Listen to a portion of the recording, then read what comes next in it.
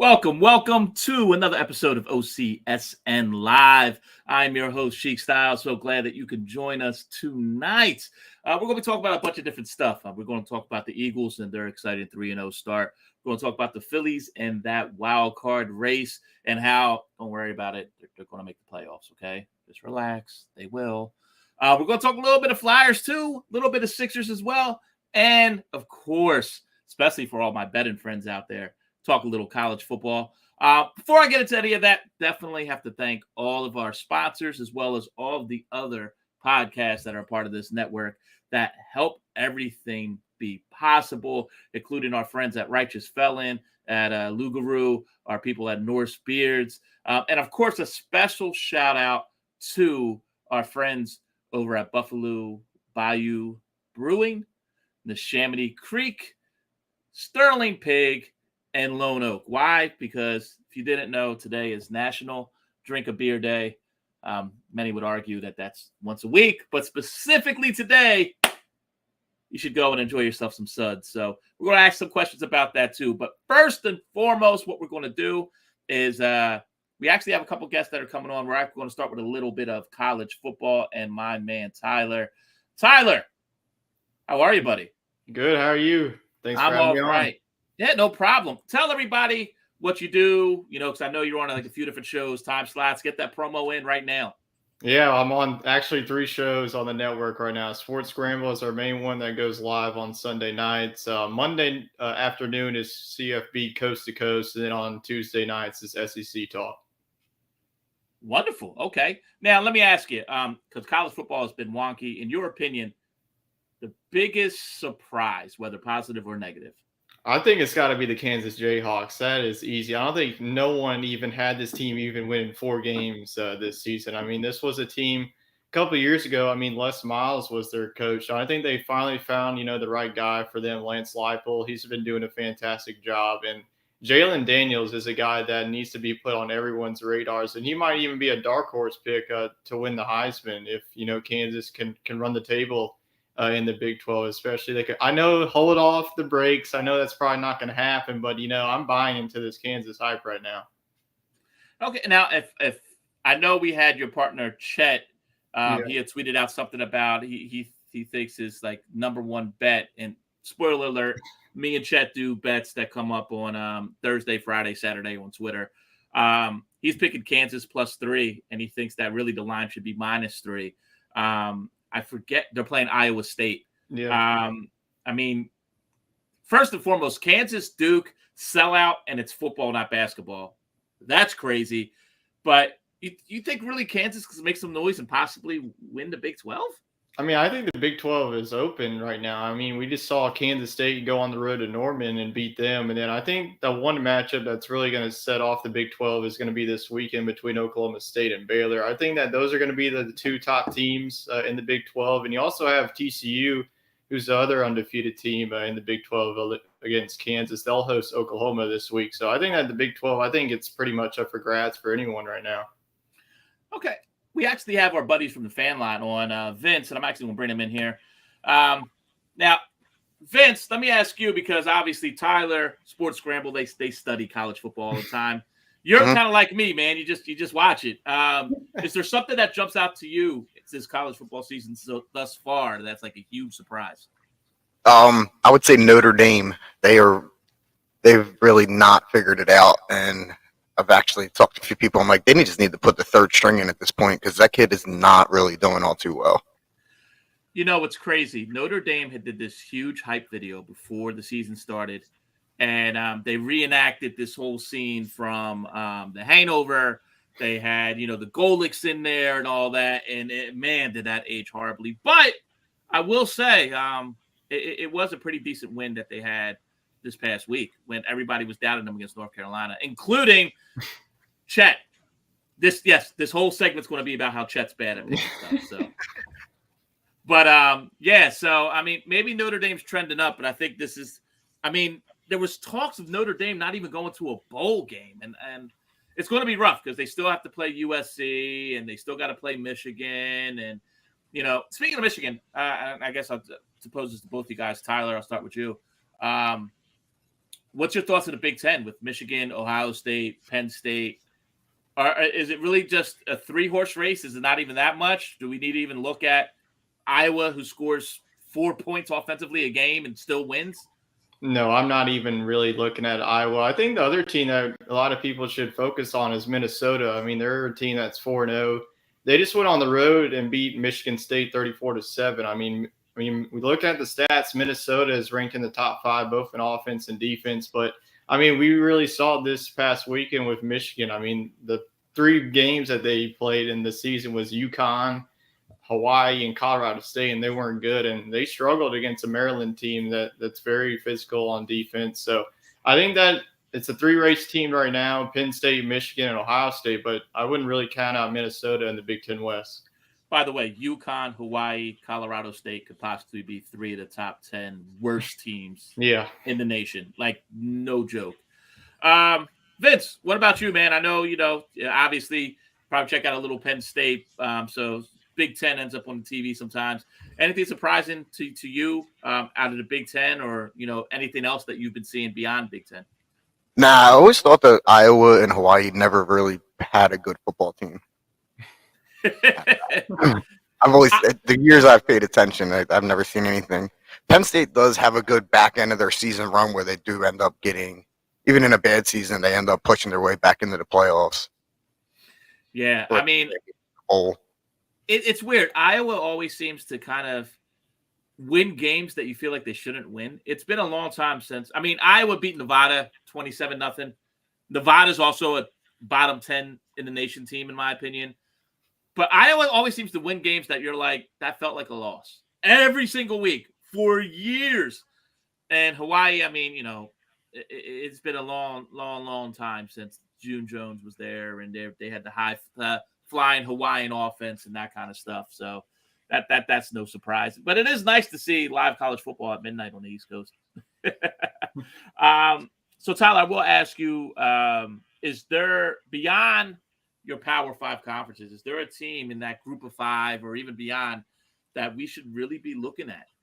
I think South Alabama is a team that I've really been watching. I mean, this was a team that's 3-1 right now. USA. Yeah, USA. I mean, their only loss on the schedule is against a 4-0 UCLA team, and they lost at the buzzer. UCLA kicked a 36-yard field goal to win, but South Alabama's offense can really score on you. So I think that the Sun Belt is the conference that I think that is going to get the automatic bid in one of those group of 5 games that's going to give one of those automatic bids to the New Year's Six Bowl. Yeah, that would be crazy if South Alabama was the one that got it, though. I mean, they still got a ways to go. I think they'll beat Louisiana Lafayette this week. But as you saw, as we've seen in previous weeks, you can slip up just like that.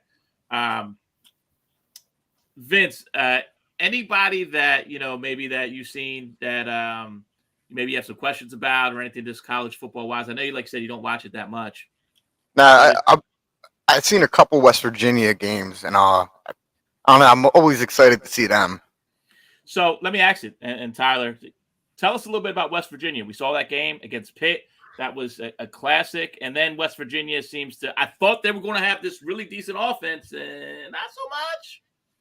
Yeah, I thought so too. I mean, that first game against Pitt, I mean, they really played Pitt royal, and they should have won that. The wide receiver dropped the ball, and then Pitt won it on a pick 6. And then the wheels just fell off for West Virginia after the loss to Kansas in overtime. So I think that pretty much everyone forgot about West Virginia in the Big 12. They're sitting at 2-2 right now. I mean, the season's not over for them. They can still have a good season, a 7-win or an 8-win season. But the talent that they have on offense, I mean, their defense is just not good right now. By the way, speaking of that other team in that game, Pitt, just throwing it out there once again, spoiler, but Georgia Tech, I think they got a fighting chance. Even though they're 22-point underdogs, I think they got a fighting chance. They were 22 by the head coach, but with a brand new. Listen, I'm a Temple guy, obviously, right? I love Jeff Collins when he was here. He was awful at Georgia Tech. Yeah. I mean, god awful. This is why they got rid of him. They got rid of the AD. I mean, if they could, they would change the colors on the uniforms. It just needs a full, what is that? They got that Mr. Clean freak spray now. It needs that whole thing. Just completely wipe it clean. I guess my other question I would have specifically for you, Tyler, and, if you want to jump in on this, Vince, you can. What team is considered, ranked top 10, really high up there, that is a total pretender, shouldn't be there? True, and that's definitely a tough one. I think that USC right now. I mean, they just lost to Oregon State right now. I think that there's a lot. Yeah, they won 17-14. I just think that they lost my bet, but they won. Yeah, there's a lot of hype with this team right now. I'm gonna hold on until that Utah game to really buy in to this USC team. I think that Utah is still the team to beat, and I think that Oregon, is sneaking up there too. I mean, they got blown out by Georgia in week 1. They've been putting up some points, especially Bo Nix, putting up 5 touchdowns a week. So I think at USC right now, as it stands, is a pretender. Huh. Who just put like $9 million into their team? What happened? Because they can start paying the players now. Who put like $9 million into their team and they got like a stud quarterback and a stud wide receiver? That's USC. Yeah.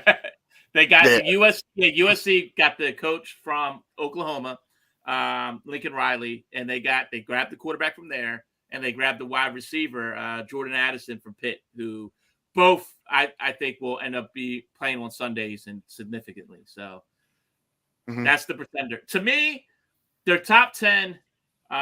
Speaking of known for basketball schools, their football school.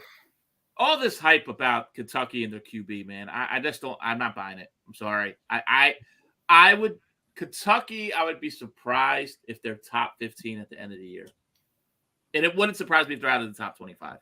Just Alabama and Georgia are excellent, and when teams have bad years, your LSU's, your Ole Miss, your Mississippi State, your Texas A&M, like they would be top in Big 12, possibly Big 10. I can see Kentucky having 4 or 5 losses. I mean, they'll make a bowl game, but I don't think they deserve to be 8th. And what's your thoughts, anybody, on that? No, I don't know. I mean, I'm still a believer in Kentucky. We'll definitely find out if they're legit or not this weekend when they travel to Oxford to play Ole Miss. But even Georgia this past weekend didn't look great either. I mean, Kent State hanging with them for at least 3 quarters. They only won by 17. So I don't know if Alabama has Arkansas this weekend. So I think we're going to know a lot about, who comes out of the SEC East and the West these next couple of weeks. Yeah, and the last question I have for you, Tyler, and then we'll jump into some Phillies baseball. A team that is not in the top 25, but you think is on the cusp or should be there. Oh, man, shoot. I'm going to have to do my research here. Let me look at the AP top 25 here to see who's receiving votes. I think that, a team that's outside, obviously I've already hinted at Kansas. They're not in the top 25. I think that they should be. They're not? Yeah, they're not. They are receiving votes. I think that they're the most I think they're like 100 votes that they're receiving. Okay, well, then that's my answer. I thought they would be. I didn't even. Yeah. I have it up here.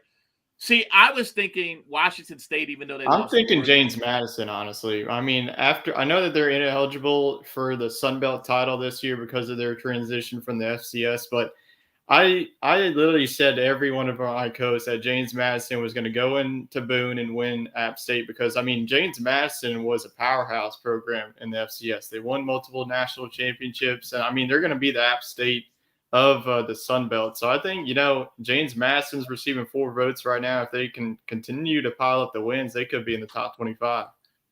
They're heavily favored against Texas State this week. I think that they, once again, spoiler alert, sorry guys.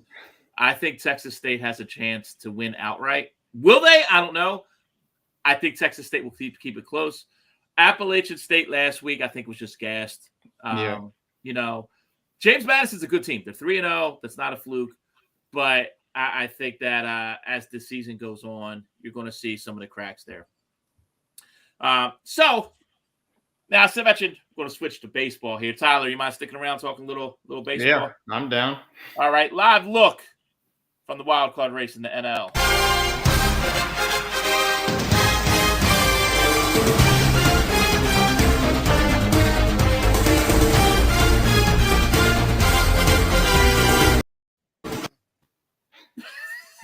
Now, you obviously did not see what I put on the fan lot earlier, so Is that what you put up there? no. Oh, It's some dude doing a drift in the snow, and he gets out the car, and the car's sliding. He's sliding with the car, and I was like, the Phillies sliding into the playoffs.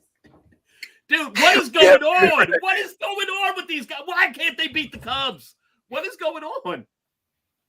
I think they're not gathering.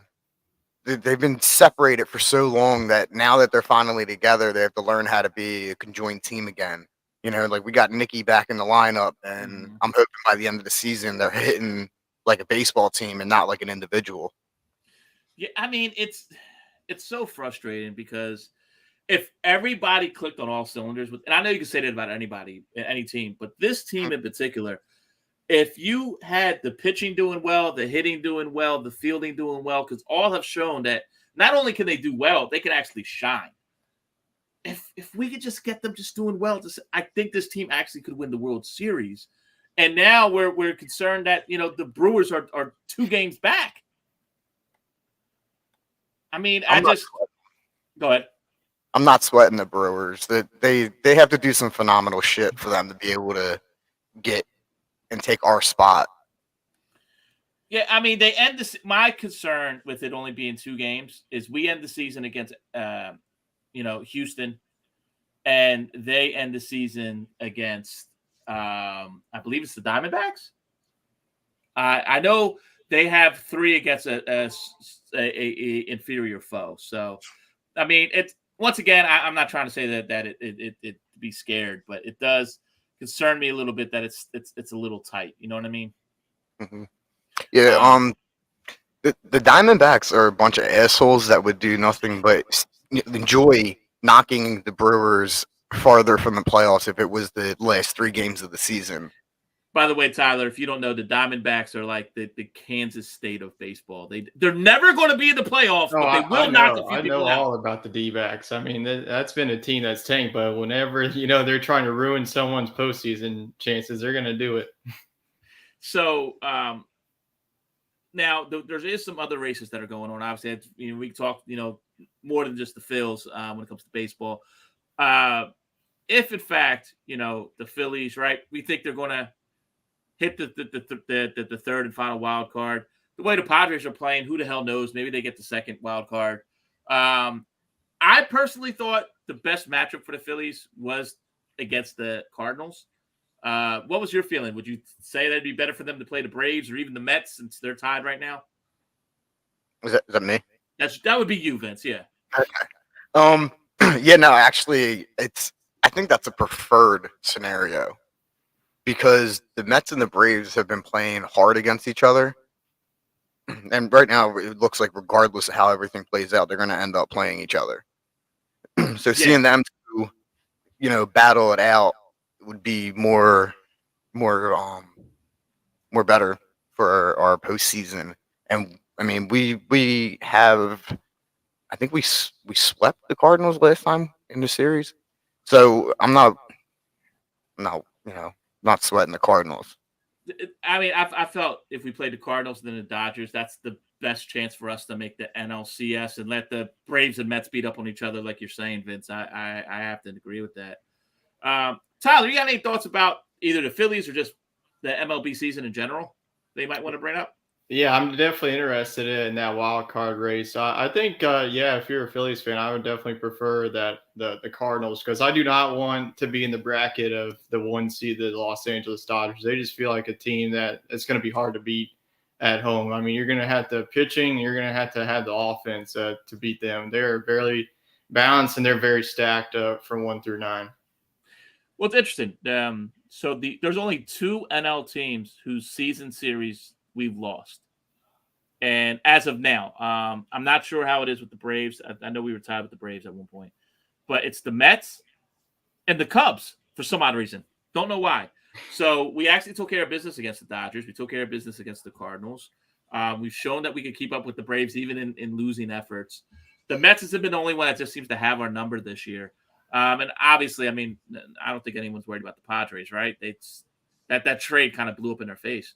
Yeah, and Tatis getting suspended is another one that really hurt him. What an idiot.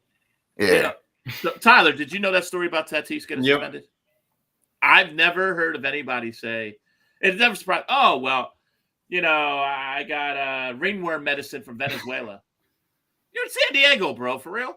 Come on, stop. So there's a couple of things that were going on with baseball in general. One is Albert Pujols hitting over 700 home runs. Do either of you think that he might try to come back one more season just to pad the stats a bit? Nah, he's mentally done. Not saying he's not going to compete in the postseason, but the way he talked in that when they clinched the NL Central, when he talked to the team at the end, he just sounded like somebody that knows that this is it. He's not coming back next season. He's going out. He's going out on a high. Absolutely.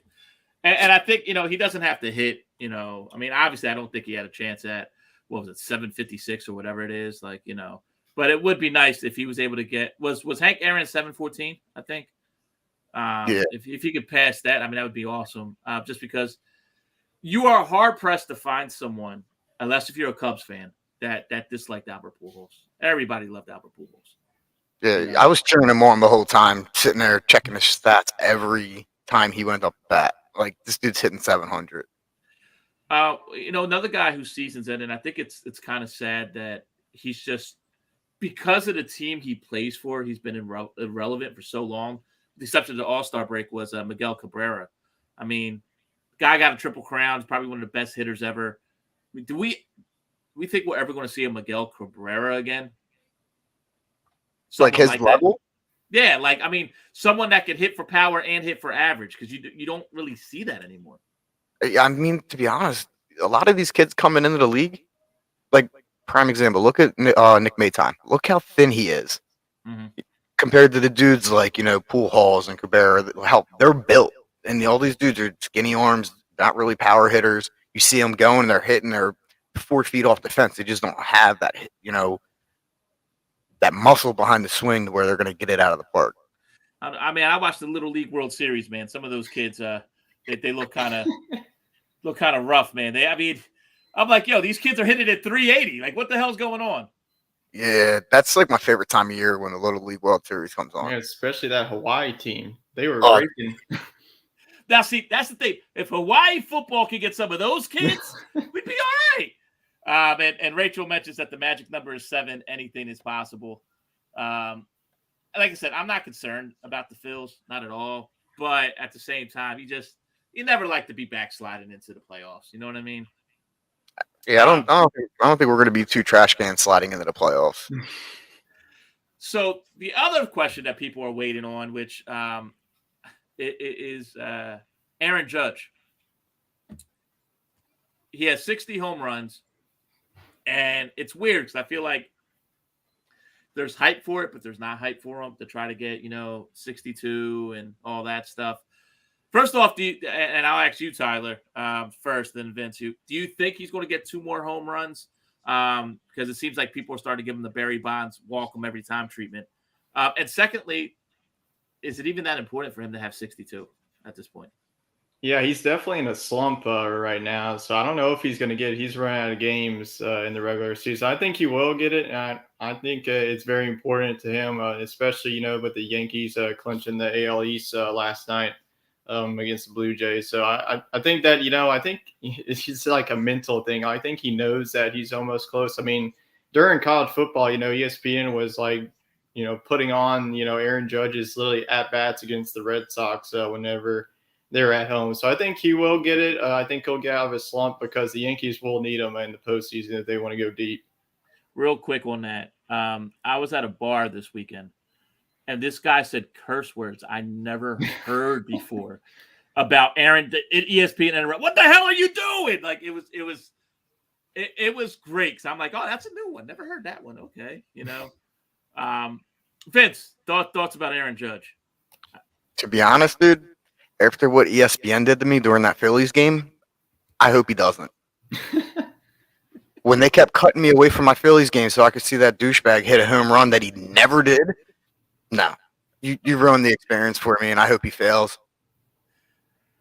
But here's the funny thing that I find about this whole scenario. And there's 2. One is Aaron Judge is going to be a free agent. There's no possible way the Yankees don't re-sign this guy, right? Like, they're the Yankees. They spend money out the wazoo. And if they don't, then he ends up being a Dodger. Like, it's crazy. But two, I remember hearing all these articles in April and May about the juiced baseballs. No, the baseballs are flying out everywhere. The baseball's different, these juiced baseballs. And then suddenly, when Aaron Judge started hitting, got to like 50, all that talk went away. Do you think that 5 years from now, people are going to start talking about the juiced baseballs? Because I feel like nowadays, when it comes to sports, we always got to look for the bad and everything. And Vince, I'll start with you. Are you talking about the stupid Humanidor or Humidor? Yes. Dude, can we just play classic baseball? Like, we don't need a clean baseball every time. But I don't know. I don't know if that I can't pronounce it, but the Humanidor or whatever. I don't know if that's affecting the flight of the ball and the power of it coming off the bat. So no, I don't see that happening. There would have to be like something like a Tom Brady, flattening a football for a better grip. I mean, there's the only thing you're doing is just keeping it at a temperature. Right. Tyler, anything that you think that there's going to be any bad that comes out of this? Because people are trying to hype this up that this is going to save baseball, and I don't think people care that much. Like, people who love baseball care, people who don't. Like, that's it. Yeah, I mean, I think the only people who care is the people who watch baseball. I'm like sick and tired of, like all these umpires. I know like a couple of years ago, there's one umpire who was just like pretty much like massaging like Madison Bumgarner's hand. He was just like looking dead straight in his eyes. I just think that the umpire just get too into it. And I just think that, they're trying to change baseball way too much at this rate. That was good, though. Yeah, it was. It was so funny. The man was just like staring into his soul while he was trying to like feel his hand. Try to get serious now after that. Final question about baseball in general, as far as this postseason. World Series prediction: if the top seeds from the NL and AL don't make it, who do you think does? Jeez. I mean, I think the AL, I could see a team like the Mariners, like in the wild card, make a run. I think the Blue Jays as well, that could be a team. I mean, obviously the Yankees is a sexy pick, but I like to pick in the wild card. I like the underdog team. So I'm going to go with the Mariners in the AL, and then the NL. I mean, shoot, I think I hate to say the Mets, but I mean, they're looking pretty good as well. So I think, whoever, comes out of the wild card, I think you can make a deep run, whether that's the Phillies or the Padres. By the way, Mariners and Phillies have the two longest postseason droughts in the MLB. So if they both made the World Series, that'd be really wild. That would be. Vince, what about you? I mean, obviously, in an ideal world, it'd be the Phillies. I agree with you on the Mariners because they look like a good baseball club that they're in a tough area where they're at. But I could see them having a good run. And then for the NL, if it was not the Phillies, I would go St. Louis, as long as they keep playing the way that they were. I mean, as long as they don't take their foot off the gas. My bad, Thomas. We're on.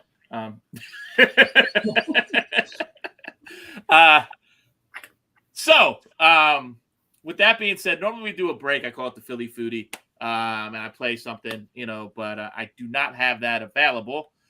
But I will ask both of you guys this question. It is National Have a Beer Day. So you guys both enjoy alcoholic beverages, from what I understand. What's your favorite thing to drink while watching a game? And I'll start with you, Tyler. What's your favorite thing? I like to go with a Leinenkugel Summer Shandy. It's a seasonal beer. They have like a fall type beer, and then they have a summer beer. It's like a lemonade flavor. That's all I need on a Saturday, and then watching pretty much every sport. Just get that in my hand, and I'm good. By the way, if anyone's watching this that knows anyone in Wisconsin that works for Leinenkugel, they have this beer called Canoe Paddler. They had it here in Delco back in 2019. And I loved it, and it hasn't been back since. And if I would have known that, I would have hoarded that thing, man. Like, it was so freaking good. That's all I got to say about that. I like summer shandy too. All their shandies, grapefruit shandy and shandy, it's all good. Vince, what about you, man? Favorite alcoholic beverage? Or doesn't that be alcoholic? It could be whatever. Who's watching sports sober? Good point. I'm gonna go with the beer I drank with since I was 11 years old and go with Bud Light. All right. Well, there's nothing wrong with that. As far as the going with Bud Light, the drinking when you were 11, maybe something wrong there. Well, you got these people that drink IPAs during a game, and you watch a 9-inning baseball game drinking 8% beers. You ain't walking after that. No. I drink heavier when they're doing good.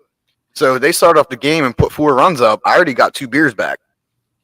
I listen, man. I agree with you 110%. And I'm someone obviously doing Delco Dive and all that. Love my craft beer and all that. That craft beer is not necessarily meant for the ballpark or for your tailgate. So you got to have something that, as Jesse from Delco would put it, you got to have some poundability there. Mm-hmm.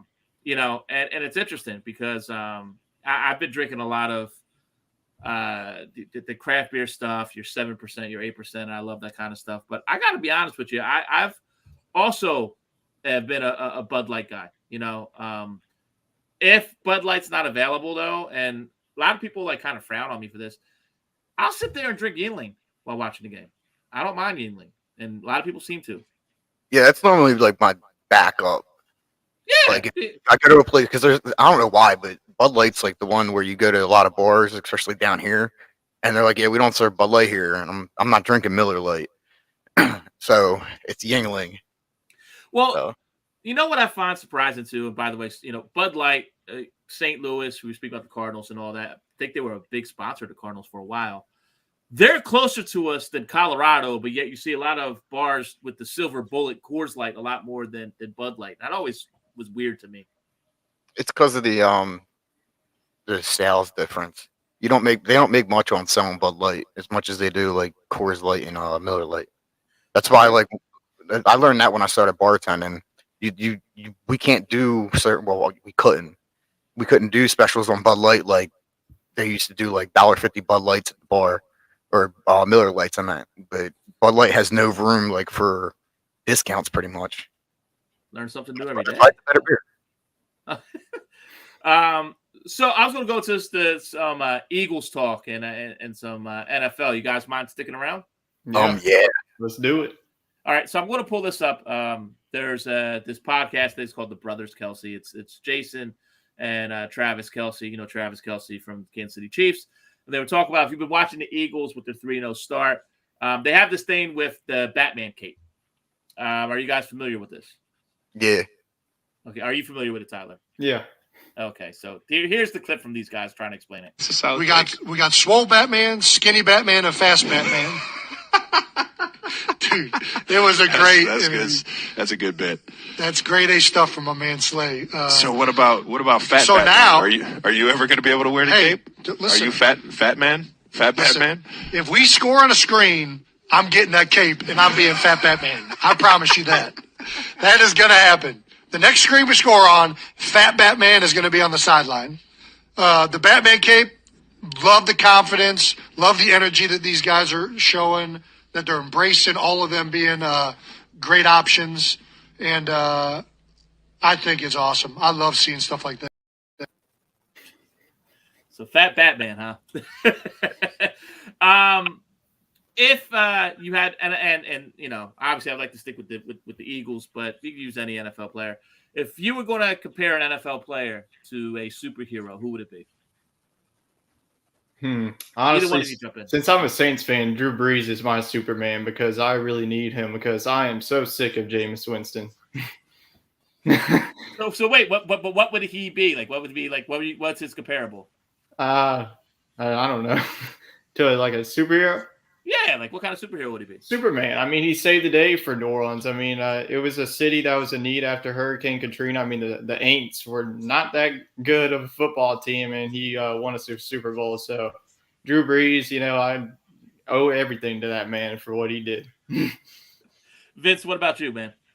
I'm going Tyreek Hill, and he's comparable to the Flash because that boy is fucking fast, man. Dude, that was mine. But yeah, Tyreek Hill is the Flash. I'm totally there, dude. And here's the thing: I'm not a big Tyreek Hill off the field fan, just with all that other stuff. And I'm one of those people. I feel we know a little bit too much about our athletes now.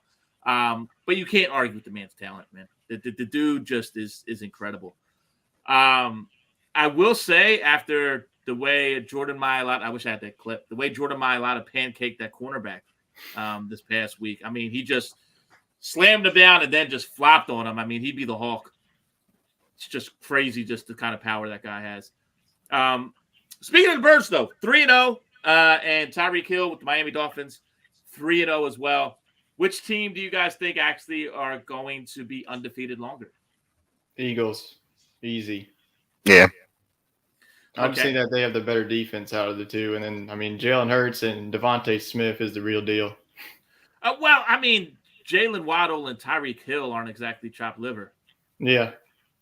Yeah, but 2 is a joke.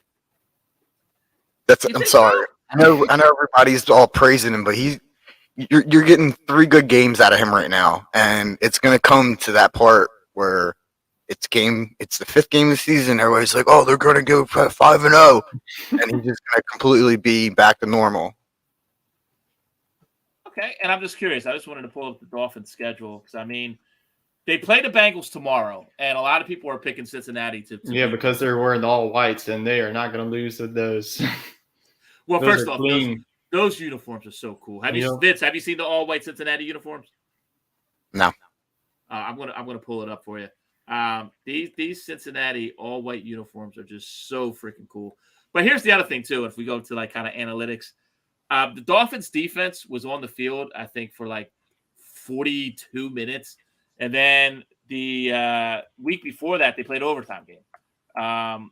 So with that being said, you would think that, listen, even if the offense plays great, you're not going to be able to just keep that up as a defense, for what you guys were saying. And let me see if I can just pull up this image because they are pretty freaking cool. And I will share my screen. It's not going to be the best, but you know what? It's live. We'll go live. That's what we'll do. We'll go live. And if you look, there you go. And I think they look pretty cool, man. I mean, it's not that big of a difference, but there's something about the white helmet with just the black stripes to me. So, yeah, that is 30 seconds that Vince will never get back. But anyway. Yeah, but aren't they more like the what's that tiger? A Bengal, that Bengal tiger, yeah. Oh shit. Yeah, they're just calling it the white Bengal jersey. I thought they were called something else. Yeah. Yeah. They're the Siegfried and Roy tiger. That's what because these are the tigers. Yeah, that's the one I was thinking about. Yeah. And Rachel mentioned the all black helmet is fire too for the Eagles. That is true. So with the Eagles right now, everybody's going gaga over them. How far do you think this team could really go? I mean, fandom will take that aside. How far do you honestly think this team could go? And Tyler, I know you're a Saints fan, so I'll start with you because you're a little bit further away from that. I mean, looking at the NFC right now, I mean, the Eagles are the best team in the NFC, and it's not even close. I mean, you have the Rams. They lost to the Bills. So, I mean, the way that the division is setting up, I mean, you have Cooper Rush and the Dallas Cowboys right now, so you could probably scratch them out. Even with Dak, I don't really trust the Cowboys. You have the Commanders with Carson Wentz. The Giants had their hype for a couple of weeks. So, I think that the Eagles are going to win that division handily. And I think, honestly, they can go as far as the NFC Championship or maybe even the Super Bowl. I think they have the talent to do it this year. Vince, what about you? Yeah, I seen it before the season started. I seen the Eagles having a good season, just what Howie did. I mean, but he had a great draft. I mean, you should have seen me here when we drafted Nakobe Dean. Who isn't even seeing the field yet, which is amazing. And that's nothing against Nakobe Dean. It's just, I mean, what a underrated signing Kaiser White has been. He had a hip injury, and I think that's why they're kind of just Dean had a hip injury. Don't want him to, because having him later in the season is going to be more beneficial to this team than them having him right now. The defense is fully healthy. We don't have to worry about really rotating too hard against a couple, 3 teams we've played so far. So after we come back from that bye, I think that's when we're going to see him, and it's going to be him and God damn it, the boy we just drafted for the defense line. Them two that went to school together. Oh, Yeah. shoot. What's his name? Is it Jordan Davis. That's Jordan who it is. Davis. Georgia. Them two That dude playing is a monster. together is going to be scary, man. Steve, are you at the game? You just saw the Fanatic? Speaking of monsters, have you ever figured out what the Fanatic really is? Is he supposed to be an alien? Oh, he's from the Galapagos Island, ain't he? Maybe he is. Yeah. I never know the backstory of that, But Jordan Davis isn't from there, so let's get back to the Eagles. Sorry. But yeah, I mean, Jordan Davis has been a great pickup, and he seems to be getting more in shape, and I think he's going to be the eventual replacement of Fletcher Cox even before the season is over. Even though Fletcher, he didn't look that bad. I mean, none of the defensive line looked bad last week. I think Carson Wentz was just, hoping that he got sacked at some point towards the end of the game. Any concerns about the fact that 2 weeks in a row this team hasn't scored anything in the second half? Nah, because the Philadelphia Eagles have been a one-half football team probably since the day I was born, and probably before that. So it's not all that scary. As long as the defense is going to hold that score, then we're going to go with it. But apparently Steve speaks whatever language they speak at the Galapagos Islands, and he says the Fanatic said that the Phillies will make the playoffs, so that should ease up anybody's any concerns, because Fanatic knows what he's talking about. Yeah, I mean, Tyler, what about you? As far as you see a team doing really well, this talented, but hasn't put up a single point two weeks in a row in the second half. Yeah, I don't think that they'll be able to do it, especially in the postseason. You have to play a full 4 quarters. I know that your defense, has been doing the job in the second half, but the offense just can't go away in the second half. Put it all on your defense. I mean, your offense has to step up. 60 minutes, play 60 minutes through. Yeah, and I personally think this team, I mean, the sky's the limit for this team right now. I mean, I think things will balance out with what you see with Green Bay with Aaron Rodgers, although that receiving core is just not a receiving core. Matt Stafford looked like he aged 10 years in just 1 year. I'm not sure what's going on with Tom Brady. This might be the year that he finally has some issues there, and I think it has to do a lot with his home life. And I'm not worried about Dallas. I think that they're still competitive, but I'm just not really worried about them either. So when you take those teams out, I mean, really the biggest challenge to the Eagles is the Eagles. And, there is going to be that one game Jalen Hurts has. It's going to be a bad game. Every quarterback does. And I just hope that people don't automatically go, oh, there he is. That's the Jalen Hurts we all thought we were going to see, because he has shown a hell of a lot of progress. And, I mean, I don't know if it's Josh Allen type-esque jump from 1 year to the next, but it's pretty close. I mean, do you remember a Philadelphia athlete making that kind of a jump from year 2 to year 3 in any sport? Because it seems like he might be up there as the biggest jump in Philadelphia sports history right now. Shit. I mean, maybe Jason Worth, when he went from being a utility outfielder to then hitting 40 home runs the next year. Yeah, that could definitely be one. Trying to think. Tyler's I don't know, but in New Orleans, and you can jump in if there's someone that's ever made a huge jump in New Orleans sports or something like that. Feel free, man. I can't even think of one. I mean, and the reason why I bring it up is it's so rare, and I just want people to appreciate it. A lot of times when I went to the Monday night game, and one of the biggest issues I have with Jalen Hurts was that he didn't position himself properly. So he would kind of lean back and launch, which is not the way you really want to throw a football. You have to flip your hips. And when I saw him throw it to Quez, and it was perfect. He set his feet, he flipped his hips, boom. I mean, it was picture perfect, and we didn't see that last year. He's been throwing more balls to the left than he has to the right, which is what was happening last year. He just didn't look at the left side of the field. It just seems like the guy is correcting everything. Are you talking about that 53-yard touchdown? Yes, sir. Yeah. the guy that they said doesn't have an arm, can't throw the ball deep, and then he goes and drops a 53-yard dime.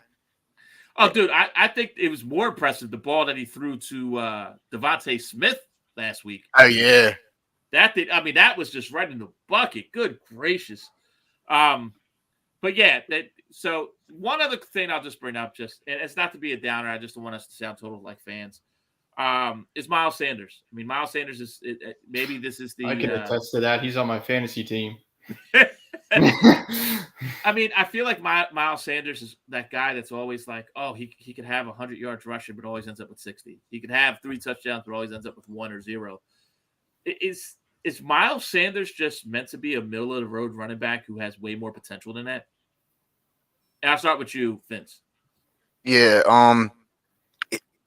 I know he's good speed wise, but as a power back, no, he's middle of the line. He's that guy, you can screen with. He can go to cut to the outside and burn. But when we're going to try and punch some, 3rd and 2s, he's not getting them when he goes into that line. So that's the one thing I think the Eagles would need to address going pre-postseason. I mean, in Detroit, he did. So, I mean, but in the past, he's had issues with that. I mean, Tyler, I know, the Saints right now, obviously they have Kamara, and Kamara's kind of been struggling. I mean, is Miles Sanders, do you think if he does become a free agent, would be a hot commodity? In New Orleans, you're saying? I mean, in general, but I mean, I'll use New Orleans as an example.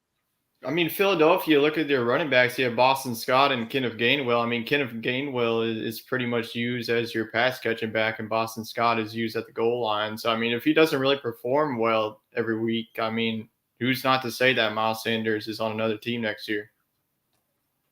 Yeah, it's just a shame, man. And I feel like it's all those Penn State, all those Penn State people, man.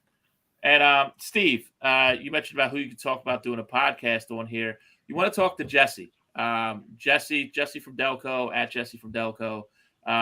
He'll be able to help you out, man. You message him on Twitter, and he'll be able to help you, buddy. And I think you have my Twitter as well. If you want to reach out to me at Cheek Styles, I can connect you with Jesse too. And we all are a family here at Old City Sports Network. We love people that want to do podcasts and stuff like that. So it's pretty awesome. I do want to talk about just one more team. Either one of you guys follow basketball like that, NBA? Yeah, I do. Yeah, okay. But I heard the Sixers did some good things. And Dan, you mentioned when can you be a guest and cover everything Tom Brady and the Patriots? Do you mean Tom Brady when he was on the Patriots, or just separately? Because that would be weird. If you want to talk about how Bill Belichick has no quarterback, I mean or you want to talk about how Tom Brady doesn't have a wife?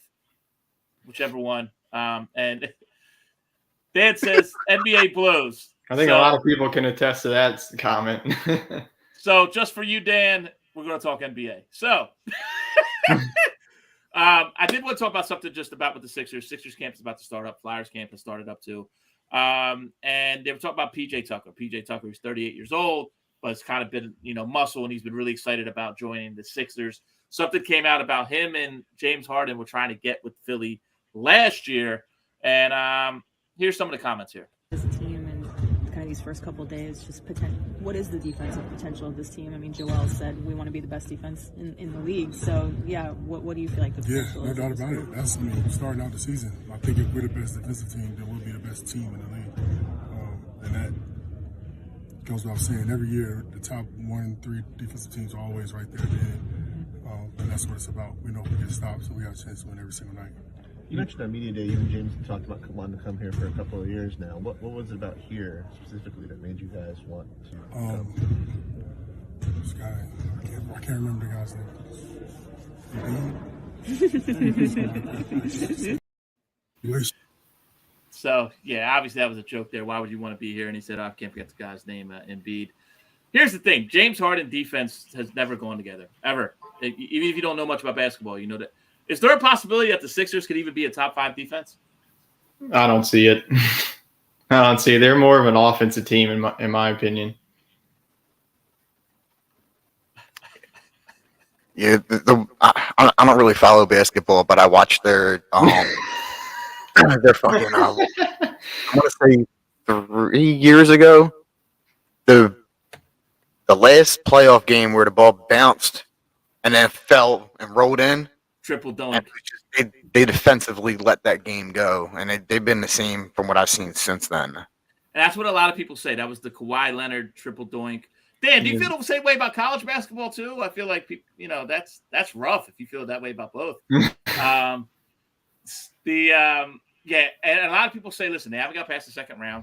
They've been to the playoffs, and I think it's been like 3 out of the past 4 years. They haven't got past the second round. It's just I almost compare it to the Eagles back in the early 2000s, where you're like, talk to me when you win an NFC Championship game. I'm just over it at this point, and I feel like the city might be the same with just with the NBA too and the Sixers. I mean, I'm not buying this hype, but people seem to really want this team to do really, really well, which is fine. But it just seems like at the beginning of the year, they just keep on buying in. I mean, it's crazy to me that there's not a wait and see here. Is there any chance that this team, you think, wins the East? I don't know. I mean, the Celtics, they pretty much improved. I think that the Miami Heat and then also can't forget about the Milwaukee Bucks. I mean, the Sixers been having the talent for many, many years, and they made the playoffs. It's just they just cannot crack the code, get to the Eastern Conference Finals and make it to the finals. So I think in the next few years, they got to do it at some point. I think this is the last year of trusting said process, Dan. And here's the interesting thing with the Celtics. Their coach has been suspended for a year. Their head coach. Vince, did you hear about this? No, I was going to ask. So their head coach, and help me out, Tyler, if you know his name. I know he has an interesting name. Yeah, it's like Umade or something. And forgive me for not knowing that. He was a rookie head coach last year. Took him to the NBA Finals. The Celtics suspended him for a year because they found out that he was having an affair with somebody in the Celtics organization. They didn't go into great details, for privacy reasons. But the Celtics literally, it had to be bad for them to suspend a dude for a year. Now, it was consensual. There's no criminal charges here. Beyond the fact that the man was dating Nia Long and cheated on her with somebody on his staff. Udoka. Emi Udoka. Thank you, Rachel. Thanks, Dan. Thanks for that contribution. But there's the name right there. That's what I was trying to click on, and Dan came in and screwed me up. But yeah, with that happening with the Celtics, the Bucks are getting a little older. The Heat are there too. You never know what's going to happen with the Hawks as well, and Trae Young and those guys. I mean, I really feel like if it doesn't happen this year, I'll ask you two. Both of you said, I mean, you're not really Tyler said you watch basketball. Vince, not so much, but you guys are aware Embiid has been here for quite a bit. If they don't go to the NBA Finals this year, I mean, is it time to get rid of Embiid? I mean, that would be a tough decision. I mean, that's pretty much like your face of the franchise right there in Joel Embiid. I know that James Harden is there, and you kick Ben Simmons to the door. Thank God I hated him at LSU. He was just a drama queen. So he's been a drama queen for like the rest of his life. So honestly, like you mentioned, the Celtics losing their head coach for a year, like maybe this is finally the year that we see the Sixers crack that code and make it to the finals. Okay. And Vince, in your opinion, I mean, you have a star player. He hasn't been able to get you past the second round. This would be the 5th year in a row, just in any sport. I mean, it doesn't have to be the NBA, but is it time to then start to explore that star player going somewhere else? Well, I mean, to keep you with basketball, I don't think I would get rid of Embiid because I think he is a star of that team, and it's players like Ben Simmons that isn't a shooter or whatever that cost them most of them games. So I think they just need to find someone that is going to not Harden because I think he's just old and blown out, but they need somebody that's going to be able to compete on his level and keep up with him and push the team. By the way, my man Steve is out in the field, and he's going to give us an update. Phillies are up 1-0. So, thanks, Steve. I appreciate you keeping us in the loop about what's going on with the Phillies. Obviously, we can't watch the game right now. If you can find out what's going on with the Flyers preseason too, let me know what the score of that is. Because I do want to talk about one other thing with the Flyers, and I'm actually going to show this picture. A lot of people will see You don't want to know. oh boy. And so I'm going to take all of us out so that way everybody can see it, right? Whoops, hit the wrong button there. And what I'm going to do is show it right here.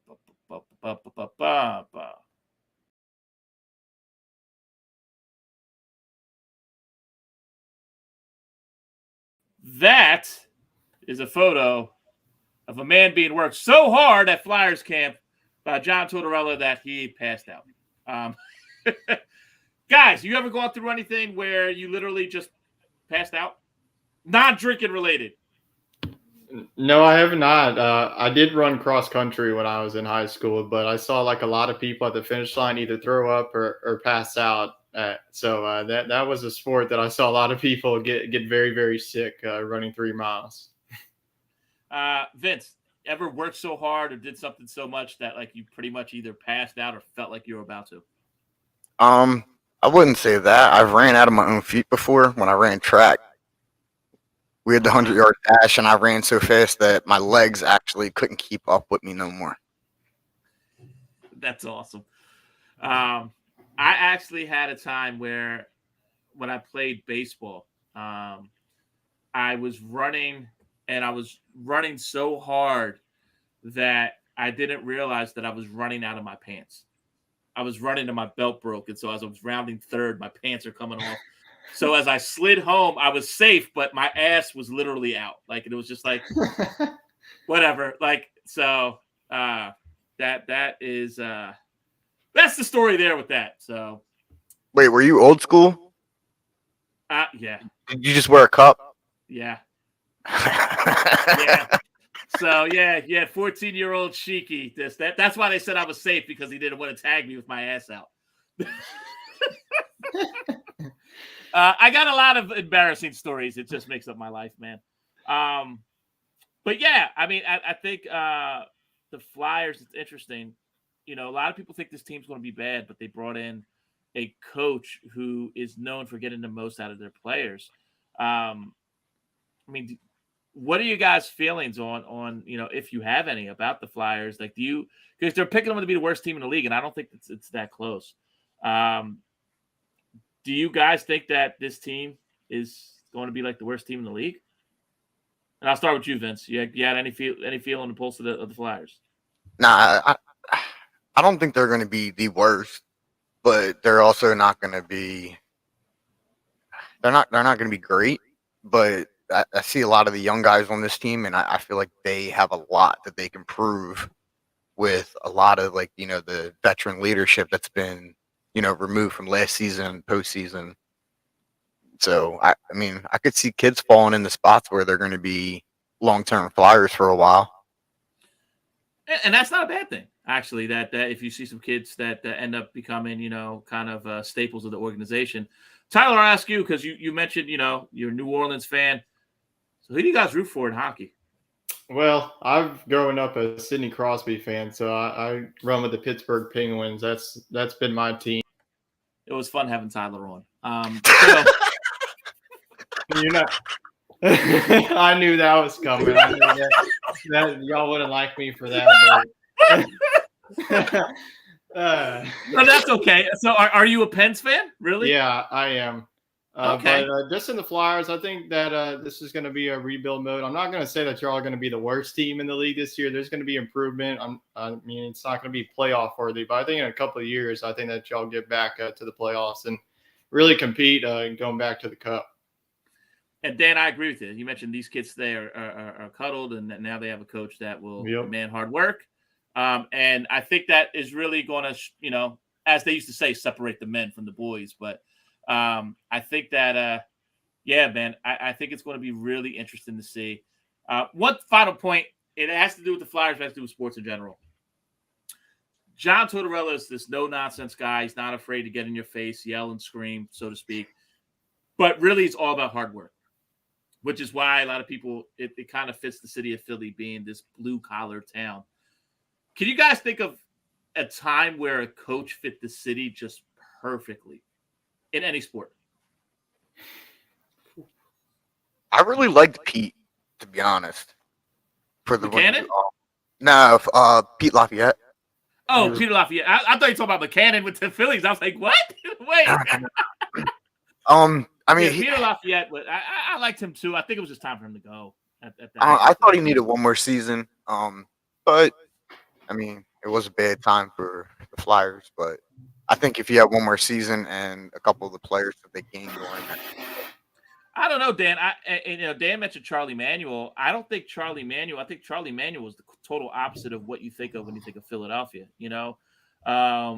Charlie Manuel came very smart, obviously. Won the World Series, but I mean, he was kind of a down south, all shucks kind of guy. People thought he was. They assumed he was dumb. And that wasn't cool just because of his accent and stuff. And I do agree with you though with your other point, Dan, which was Buddy Ryan. By the way, Tyler, if you don't know, I mean, Buddy Ryan, he is still loved in Philadelphia and never won a playoff game here. But Tyler, in your opinion, coach that just fit the city, just fit the mold. Well, it only worked out for 1 year here at 2019 in LSU, and that was Coach O. I mean, he fit the culture with his Go Tigers. But he was just like a true Cajun down here in La Rose, which is about an hour from Baton Rouge. So obviously we fired him and didn't work out. Now that we have Brian Kelly, which is definitely a culture shock for him, I bet, going up from the Midwest to Louisiana, where you see like gumbo, jambalaya, and all that. So I would say that Coach O was probably, was the best, like the fit, that was Louisiana, just not the fit for LSU. I would say I thought Brian Kelly fit Notre Dame perfectly. Yeah. I feel like Notre Dame or Boston College would have been perfect for him. I always thought that, Pete Carroll just fit well with Seattle too. Yeah. It just seems like I think he fit well with USC too. Yeah. And then one other I'll throw out at you. Granted, I'm too young for this. I know you guys are too young for this, but you've probably seen documentaries and stuff. Pat Riley just being with the Lakers in LA and Hollywood and that whole thing seemed to all fit very well too. Now that he's kind of retired and he's the old guy, I guess he fits well with Miami, but he's not the coach. You know what I mean? Because that's where old retired guys go when they have money. Go down to Miami. But and thanks, Dan. He mentions that he hates Pete Carroll. So that is our show for tonight. I want to thank Tyler. I want to thank Vince for joining us. Any final thoughts from either one of you? Yes, and I said use. That's a real word. Tyler, I'll start with you. Just no other words. I mean, I don't know. I'm just excited for this. I'm sure that y'all would hate me even more if you found out my baseball team. So I'll keep that on the down lows. Are you a Braves fan? Yes, I am. That's okay. As long as you're not a Mets fan, I mean, honestly, I don't even hate the Phillies. I can't stand the Mets. I mean, I'll root for the Phillies if we even get out of here. So, I mean, I just don't want the Mets to win it all. But you're down south in like in Atlanta. That's that. We can I mean, that was like, I grew up in Mississippi, so that was like the only team that was on. I was just a big, huge Chipper Jones fan, and then winning it last year was everything. So I'm good for like the next 10 years. All right. Vince, final thought. You know what, man? I'm hoping that Philadelphia can get 3 out of their 4 teams in the playoffs this year. I just want to leave that up there. And this is not wrong. Yeah, and Dan mentioned, and let's thank Dan. Thanks, Dan. I do hope that 3 out of the 4 teams that not just make the playoffs but make some big noise. If somehow the Flyers could get the 8th seed, I mean, that would be kind of exciting, but I kind of don't want that only because I want really these teams to develop. If you could have the players develop and we make the playoffs, I mean, hey, if you make the playoffs, anything can happen. It's a new season. And, my final thought. As you can see, the more you fuck around, the more you're going to find out. Have a good night, everybody.